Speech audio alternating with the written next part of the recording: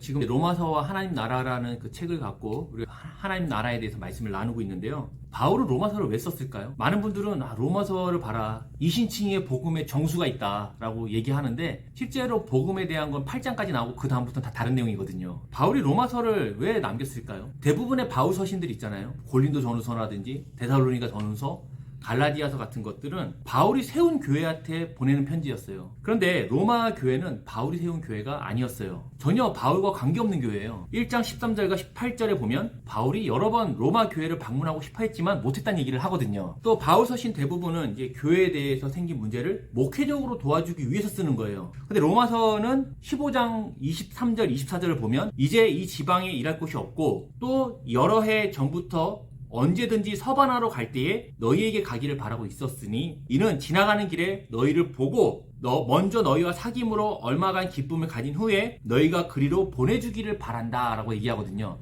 그러니까 지금 바울이 어디 있냐면 로마 동부 일루리곤, 지금 어디냐면 거기가 마게도니아, 알바니아, 코소보 그쪽에 있거든요. 거기서 사역을 하다가 이제는 서쪽으로 이동을 하는 거예요. 서쪽으로 지나서 서바나는 지금 스페인이거든요. 그러니까 서바나로 가는 중간에 뭐가 로마가 있어요. 그러니까 바울이 지금 이 동부에서 사역하다가 배 타고 건너면 바로 로마거든요. 그 로마에 들려서 그들과 사귐을 하고 너희의 도움으로 뭐 하겠다? 서바나까지 선교를 하러 가겠다고 얘기를 하는 거예요. 정확히 얘기하면은 선교를 가려고 그러는데 돈이 없잖아요. 또 쉬어야 되잖아요. 그러니까 너희한테 도움을 받기 위해서 로마서를 쓰는 겁니다. 또 자기가 가기 전에 미리 편지를 써서 보내는 거예요.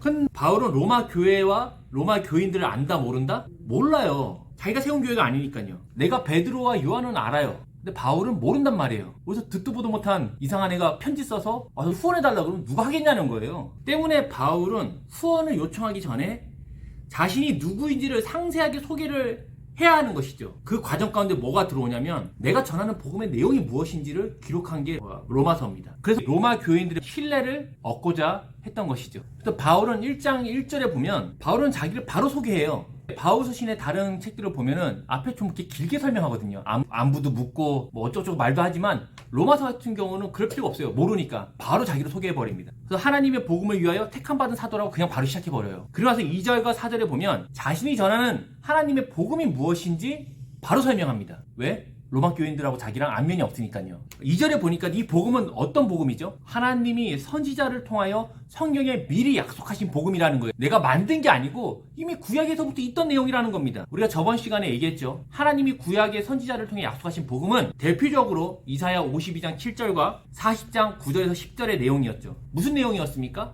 하나님이 오셔서 통치하신다. 하나님의 나라가 올 것이라는 약속이 곧 예언자들이 전한 기쁜 소식이었다는 얘기를 했었죠. 바울은 얘기하기를 자신이 전한 복음이 바로 그 예언자들이 약속한 하나님 나라의 복음이라는 얘기를 하는 거예요. 유대인들에게 기쁜 소식은 하나님이 다스리신다라는 소식이었어요. 바벨론이나 페르시아, 또 그리스와 로마 제국이 아닌, 또 그들의 신이 아닌 하나님이 우리를 다스리신다는 것이 유대인들이 기다리는 기쁜 소식이었다는 것이죠. 복음의 내용은 이미 구약 성경에서 약속이 되었던 것이고 유대인들은 이 약속을 따라서 하나님의 통치와 그 주인 되심을 믿고 기다리고 있었다는 거예요. 근데 중요한 건 뭐냐면 그 하나님의 통치와 주인 되심이 누구를 통해 이루어졌는가가 중요한 거예요. 이어서 바울은 1장 3절에 보면 뭘 얘기합니까? 그의 아들에 관하여 얘기를 시작하는 거예요. 왜죠? 하나님의 통치와 주인 되심이 그의 아들을 통해서 성취가 되었기 때문이에요. 그의 아들 예수님을 통해서 하나님의 주권과 통치와 권세가 시작이 됐기 때문에 그의 아들에 대해서 바로 얘기를 하는 겁니다. 그러면 어떻게 하나님의 주인 되심이 예수님을 통해서 이루어졌을까요?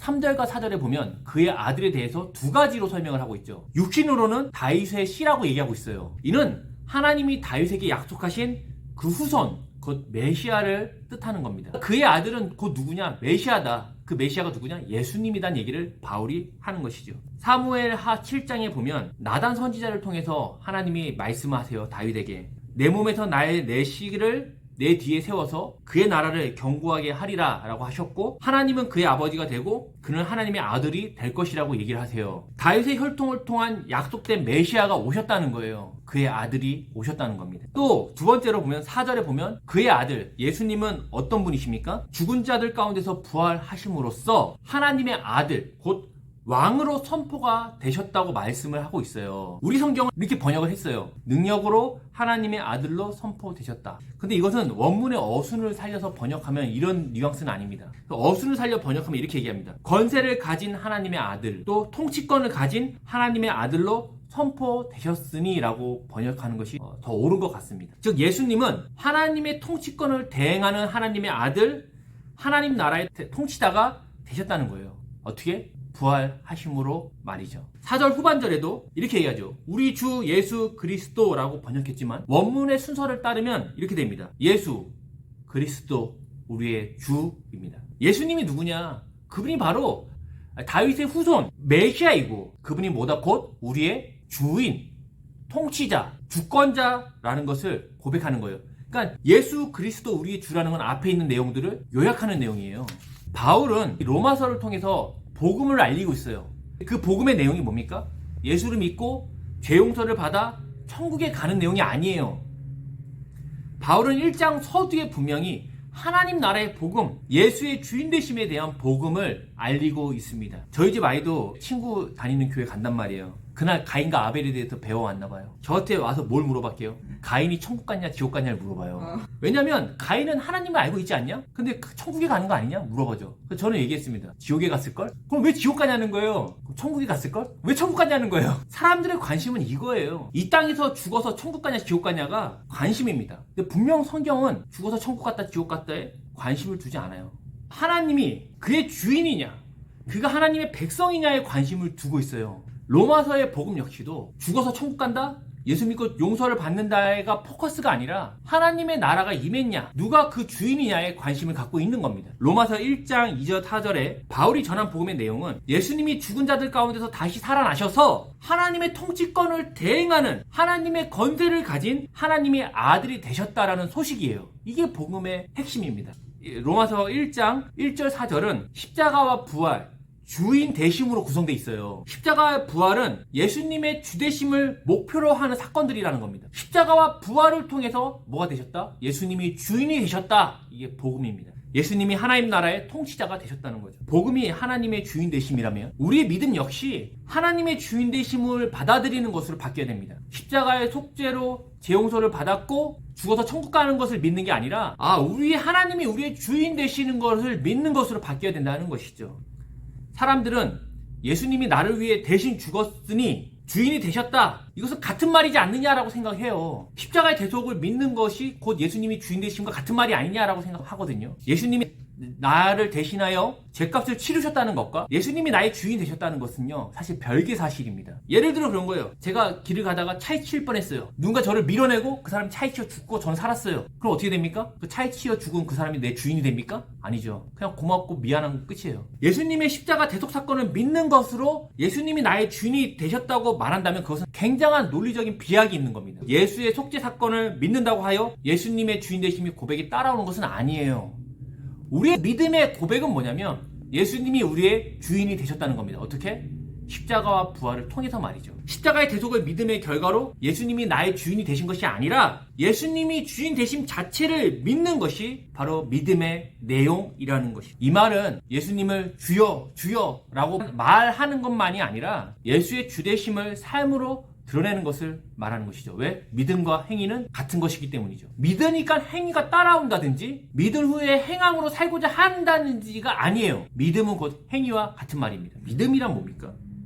그 사건의 주체이신 예수님을 주인으로 모시는 관계성이 바로 믿음입니다. 사람들은요, 돈을 위해 살잖아요. 돈을 이해하고 연구하고 사랑하고 그것으로 평안함을 느끼고 그것으로 자신의 정체성을 부여하고 생명을 부여하거든요. 그것이 바로 돈과 사람의 주인과 종의 관계성입니다. 예수님이 내 주인이시라면, 이것이 믿음의 실체라면 성도는 예수님을 위해 살겠죠. 그리고 예수님을 이해하고 연구하고 사랑하고 주님으로 인하여 평안을 느끼고 주님으로 인하여 나의 정체성을 받고 생명을 얻는 것이죠. 이것이 바로 주, 종의 관계입니다. 근데 만약에 내 마음에 그렇지 않다, 사실 다른 주인이 있는 거예요. 입으로는 주여 주여 얘기하지만 나의 주인은 다른 겁니다. 믿음과 행위는 같은 말로서 행위는 복음의 중요한 부분을 차지해요. 믿음은 곧 행위니까요. 우리는 그동안 이신칭이라고 하여서 행위가 아닌 믿음으로 구원을 받았기 때문에 행위와 구원은 본질적으로 관련이 없다고 배웠고 또 그렇게 믿었거든요. 로마서 2장 5절에서 10절 한번 읽어주세요. 다만 내 고집과 회개하지 아니한 마음을 따라 진노의 날 곧 하나님의 의로우신 심판이 나타나는 그날에 이 날 진노를 내게 쌓는도다. 하나님께서 각 사람에게 그 행한 대로 보응하시되 보죠. 행한 대로 보응하신대요. 그리고 참고 선을 행하여 영광과 존귀와 썩지 아니함을 구하는 자에게는 영생으로 하시고 오직 당을 지어 진리를 따르지 아니하고 불의를 따르는 자에게는 진노와 분노로 하시리라. 악을 행하는 각 사람의 영에는 환난과 곤고가 있으리니 먼저는 유대인에게요 그리고 헬라인에게며 선을 행하는 각 사람에게는 영광과 존귀와 평강이 있으리니 먼저는 유대인에게요 그리고 헬라인에게. 바울이 말하는 종말 심판에서는 선을 행했냐 악을 행했냐에 따라서 구원이 결정된다고 얘기를 하는 거예요. 2장 13절 읽어주세요. 하나님 앞에서는 율법을 듣는 자가 의인이 아니여 오직 율법을 행하는 자라야 의롭다 하심을 얻으리니. 이게 뭔가 모순이에요. 우리는 그동안 어떻게 생각했냐면 바울은 율법을 폐하는 사람, 율법으로 구원을 받는 것이 아니다 이라고 생각했거든요. 바울이 대놓고 얘기하기를 뭘 합니까? 율법을 듣는 자가 아니라 행하는 자가 의롭다는 거예요. 이것 때문에 많은 사람들이 혼란을 느낍니다. 물론 3장 21, 22절 보면 이제는 율법 외에 하나님의 한 의가 나타났으니 율법과 선지자들에게 증거를 받은 것이라. 곧 예수 그리스도를 믿음으로 말미암아 모든 믿는 자에게 미치는 하나님의 의인이 차별이 없느니라. 그러니까 2장과 3장이 지금 모순이 있는 거예요. 2장에서는 행함으로 구원을 받고 율법을 다 지켜야 된다고 얘기를 하고 3장에서는 그거와 관계없이 하나님의 의가 이루어졌다는 얘기를 하는 거거든요. 이 모순이에요. 사람들이 2장과 3장의 이 불일치를 설명하기 위해서 다양한 설명들을 내놓습니다. 그래서 3장이 바울의 복음이고 2장은 바울의 반대자들의 생각을 적은 것이다. 아니면 이런 얘기도 있다더라라고 적었다 이렇게 얘기하지만 사실 엄청난 모순이죠. 로마서뿐 아니라 신약 성경에도 행함으로 구원을 받는다는 구절들이 사실 많이 등장합니다. 마태복음 12장 50절. 누구든지 하늘에 계신 내 아버지의 뜻대로 하는 자가 내 형제요 자매요 어머니이니라 하시더라. 마태복음 7장 21절. 나더러 주여 주여 하는 자마다 다 천국에 들어갈 것이 아니요 다만 하늘에 계신 내 아버지의 뜻대로 행하는 자라에 들어가리라. 예수님이 하신 말씀이잖아요. 믿으면 천국 간다고 얘기하지 않으셨죠. 하나님의 뜻대로 행해야 구원을 받는다는 거예요. 하나님의 뜻대로 행하는 사람이 하나님의 나라에 들어간다는 겁니다. 예수님이 친히 말씀하셨죠. 마태복음 25장에 보면 양과 염소의 비유가 나와요. 그래서 구원을 받는 사람과 심판받는 사람들을 구별하는 기준이 뭡니까? 작은 자에게 했냐 안 했냐를 따지는 거예요. 작은 자에게 한 것이 주님에게 행하신 것이라고 말씀하시죠. 그러면 작은 자에게 안 했으면 뭡니까? 염소 된다는 얘기를 하는 거거든요. 그럼 행위에 따라 구원과 심판이 결정된다는 본문을 우리가 어떻게 이해를 할 수 있을까요? 누가복음 10장에 보면 선한 사마리아 비유가 나오잖아요. 이 비유를 볼 때도 이렇게 시작합니다. 주님, 어떻게 하면 영생을 얻습니까? 라고 물어보면서 이 비유가 시작되거든요. 이에 예수님은 10장 37절에 뭐랍니까? 우리가 생각하기로는 너도 나를 믿어라 이렇게 할 것 같은데 그게 아니라 너도 가서 해라 그러거든요. 마태, 마가, 누가복음에 이 부자 비유가 나와요. 부자 청년, 그 부자 나오죠. 부자가 얘기합니다. 내가 무엇을 하여야 영생을 얻으리이까? 주님이 얘기하시죠. 너의 소유를 팔아 가난한 자들에게 주고 너는 나를 따라라. 행함이 있다는 거예요. 만약에 부자에게 너는 나를 따르라 그랬으면 부자가 따랐을 것 같아요. 따를 수 있잖아요. 넉넉하고 내가 예수님 후원도 하고 밥도 대접하고 근데 내 거 다 팔아갖고 가난한 자에게 주고 따르라 그러니까 못하는 겁니다. 행함이 강하기 때문이에요. 행위와 구원에 대해서 야고보서 2장에서 많이 나오죠. 믿음과 행함은 같은 것으로 행함이 없으면 의롭다함을 받지 못한다는 겁니다. 하나님과 언약이 체결됐는데 그 안에 뭐가 있어야 되냐면 행함이 있어야 된다는 거예요. 내가 하나님과 약속했습니다. 나 하나님 백성이 되었습니다. 믿습니다. 끝이 아니라 약속은 반드시 서로가 서로에 대한 의무와 책임을 해야 의롭다는 거거든요. 바울 역시 로마서 2장에서 행위와 구원을 연결하고 있었던 거죠. 갈라디아서 5장 16절. 내가 이르노니 너희는 성령을 따라 행하라. 그리하면 육체의 욕심을 이루지 아니하리라. 보세요. 성령을 따라 행할 것이냐? 육체를 따라 행할 것이냐? 이것은 불신자에게 하는 얘기가 아니에요. 그리스도인들에게 하는 얘기입니다. 그리스도인에게 이 두 가지의 삶의 가능성이 있다는 거예요. 예수를 믿으면 다 성령에 따라 살 것 같지만 그렇지 않을 수 있다는 겁니다.